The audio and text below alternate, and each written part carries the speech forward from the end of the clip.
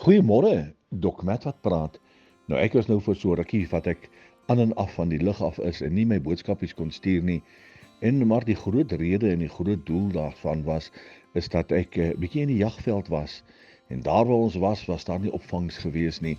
En nou en dan het ons sein gekry en dan het ek nou maar gedoen wat ek wil.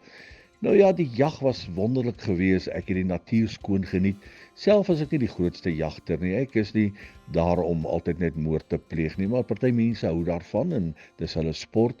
Maar dit is vir my die mooiste om die natuur skoon dop te hou.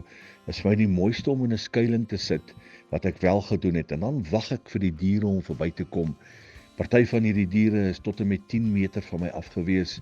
Dis die mooiste om te sien hoe die kameelperde by die watergat suip en die blou wildebeeste en selfs die apies, die bobbejane, die rooi bokkies, almal van hulle is te oulik.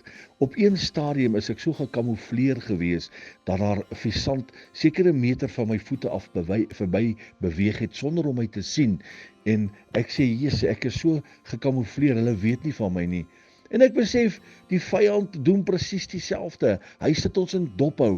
Hy sit en kyk na ons bewegings. Hy kyk wat ons doen.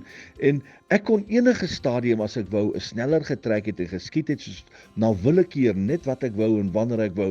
Maar die vyand weet presies wanneer om toe te slaan. Hy weet presies wanneer jy nie oplettend is nie.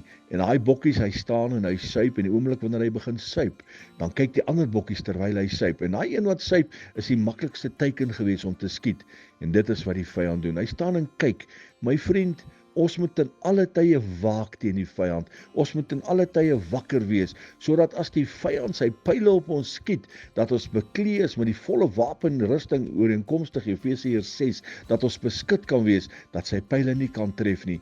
Wees wakker, wees gereed. Enige stadium sal die vyand aanval, sodra hy 'n oop kans kry. Herlewingsgroete.